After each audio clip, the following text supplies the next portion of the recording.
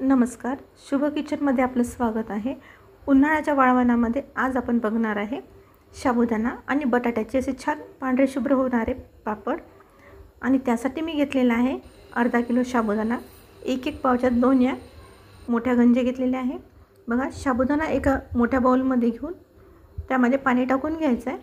भरपूर पाण्याने छान चोळून धुवून टाकायचं आहे, म्हणजे सगळी धूळ निघून जाईल। मी 2 पाण्याने छान धुवून घेतलेलं आहे। आणि आता यामध्ये भरपूर पाणी टाकायचं आहे। बघा, साबुदाण्याच्या थोडं वर टाकायचं आहे। बघा, एवढं वर टाकायचं आहे आणि साबुदाणा सकाळी भिजू घालायचा आहे आणि झाकून ठेवायचा आहे। आणि सायंकाळी यामध्ये ज्या गंजीने आपण साबुदाणा मोजून घेतला होता त्याच गंजीने 2 गंजा उकळतं गरम पाणी टाकायचं आहे। आपण थंड पाण्यामध्ये सकाळी साबुदाणा भिजू घातला आणि सायंकाळी यामध्ये उकळतं पाणी टाकून छान झाकून ठेवायचं आहे।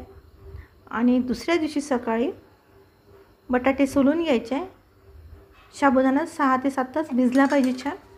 आणि बटाटे उकडून छान किसून घ्यायचे आहे, किंवा तुम्ही पुरणाच्या ज्या चाळणी असते ना त्यामधून पण छान लादा काढून घेतला तरी चालतो। बघा, कुठेही गुठळी राहणार नाही, छान प्लेन असे पापड होतील।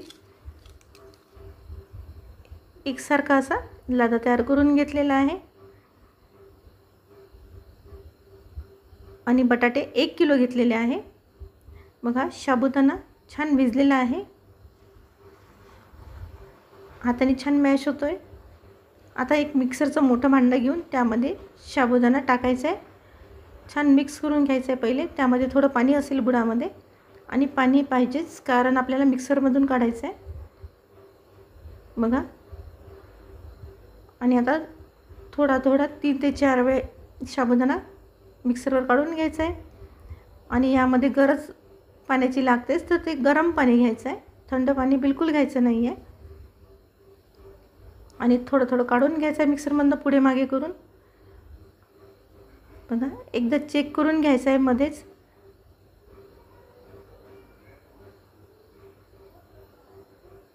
बघा, थोडं जाडसर वाटतंय, मी चम्मचने तुम्हाला दाखवते।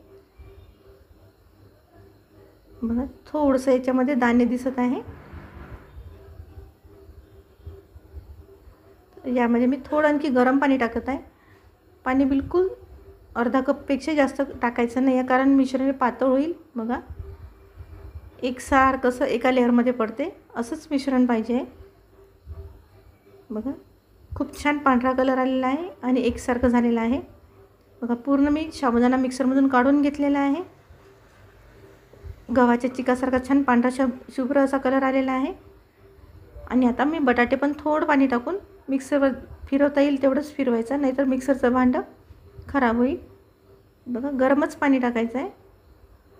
आणि मी 1 गंजी पाणी घेतलं होतं जवळपास, त्यातलं थोडं उरलेलं आहे। बघा, छान लादा प्लेन झालेला आहे।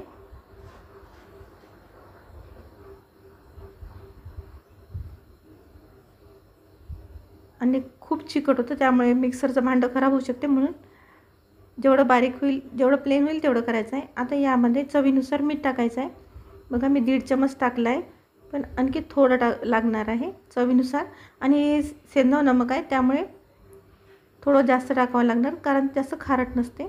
आणि मी मिरची कुटून घेतलेली आहे, आपल्या अंदाजानुसार मी अर्धा चम्मच कुटलेली लाल मिरची टाकून घेते। आणि छान फेटून घ्यायचं आहे एकसारखं, सगळं मिक्स होईल। बघा, आणि आता यामध्ये जिरं टाकायचं आहे, मी पाऊण चम्मच जिरं टाकते। आणि छान मिक्स करून आता याचे पापड टाकून घ्यायचे। बघा, पॉलिथिनला तेल लावून घ्यायचं आहे छान, आणि एकदम पातळ न करता थोडे जाडसरच असे पापड टाकायचे। एकदम जर पातळ करायला गेले तर ते तुटतील मधनं, म्हणून असे भरपूर तेल लावून घ्यायचं आहे, कारण निघताना पटकन निघाले पाहिजे। आणि खोल असा चम्मच घेऊन थोडं मिश्रण टाकून छान गोल असे पापड टाकून घ्यायचे। बघा, किती सुंदर कलर आला आहे आणि बरोबर झालेला आहे, व्यवस्थित मिश्रण झालेलं आहे। बघा, याच्यामध्ये पाणी पण बरोबर झालं आहे, पाणी तुम्ही बरोबर व्यवस्थित टाका मोजून, कधी कमी जास्त लागू शकते। बघा, आणि मी काही छोटे आणि काही मोठे पापड असे केलेले आहे, कारण जेव्हा आपण तळण्यासाठी पापड घेतो तेव्हा सुरुवातीला मोठे तळून घ्यायचे आणि तेल कमी झाले की मग छोटे तळायचे, म्हणजे जास्त तेल वाया जाणार नाही. बघा या पद्धतीने असे छान सर्व पापड मी टाकून घेते. एवढ्या मिश्रणामध्ये जवळपास 100 पापड तयार झालेले आहे. तुम्ही बघू शकता. मी छोटे मोठे असे टाकून घेतलेले आहे. 1 किलो बटाटा आणि अर्धा किलो साबुदाणा, यामध्ये इतके सारे पापड तयार होतात. लहान मोठे 100 पापड मी मोजलेले आहे. 100 पापड तयार झालेले आहे. बघा आणि छान पांढरे शुभ्र झालेले आहे. कुठेही साबुदाणा दिसणार नाही किंवा बटाट्याची गिठळी पण नाही आहे. याच पद्धतीने करा म्हणजे छान होतील. आणि वाळून घ्यायचे. मस्त वाळल्यानंतर 2-3 दिवसानंतर मी तुम्हाला तळून दाखवते. जर वर्षभर टिकवायचे असेल तर 3 ते 4 दिवस छान उन्हामध्ये वाळू घाला. आणि बघा तेलामध्ये टाकल्यानंतर छान असे फुलतात. पांढरे शुभ्र झालेले आहे छान. बघा चवीला पण फार छान लागतात. रेसिपी आवडल्यास नक्की लाईक करा, शेअर करा आणि सबस्क्राईब करायला विसरू नका. बघा दुसरा पण मी टाकून घेतलेला आहे. छोटासा टाकलेला आहे तरी पण छान फुलतो.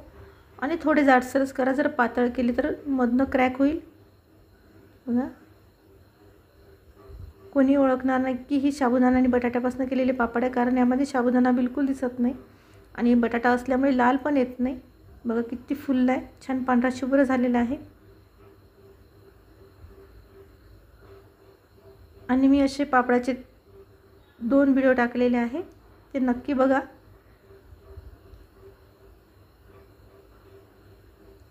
छान तळून घेते.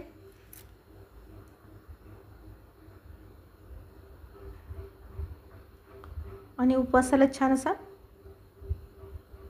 चविष्ट असा लागणारा पापड आहे. बघा छान फुलतोय पण. सर्वच पापड मी असे तळून दाखवते. जवळपास 5 ते 6 पापड मी तळलेले आहे बघा. आणि आता एका प्लेटमध्ये तुम्हाला परत असे सर्व करून दाखवते. बघा छान पांढरे शुभ्र, खुसखुशीत आणि छान असा सुगंध येतोय, खमखमीत. बघा